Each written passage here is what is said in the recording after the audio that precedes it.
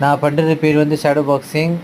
நிறைய பேர் நீங்கள் எப்படி பார்த்துருப்பீங்கன்னா, ஷேடோ பாக்ஸிங் வந்து ஏரில் ஜாப், ஸ்ட்ரைக், அப்பர் கட் இது எல்லாமே பண்ணுவாங்க. இல்லை அவங்களோட அப்போனண்ட்டு இமேஜின் பண்ணி ஃபைட் பண்ணிட்டு இருப்பாங்க. நான் வந்து என்னென்னா டிவியில் ஒரு பாக்ஸரோட அபிலிட்டி, அவங்களோட ஆட்டிடியூட், அவங்களோட ஷேடோ பாக்ஸிங் இப்படி மூவ் பண்ணுறாங்க, தன்னோட பாடி இப்படி ஷிஃப்ட் பண்ணுறாங்க, தன்னோட பாடி வெயிட் இது எல்லாமே பார்த்து அதே மாதிரி பண்ணுறதுக்கு ட்ரை பண்ணுவேன். இந்த மாதிரி பண்ணுறதுனால என்னென்னா, நம்ம ரிங்குள்ளே இருக்கும்போது ஒரு ஃபைட்டர்கிட்ட நம்ம சண்டை போடும்போது நம்மளோட மோடை நம்ம வந்து ஸ்விட்ச் பண்ணிக்கலாம்.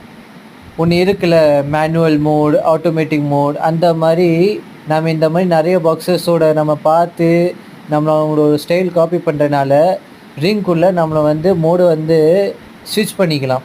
எந்த மோட் நம்மளுக்கு தேவையோ அந்த மாதிரி ஸ்விட்ச் பண்ணிக்கலாம்.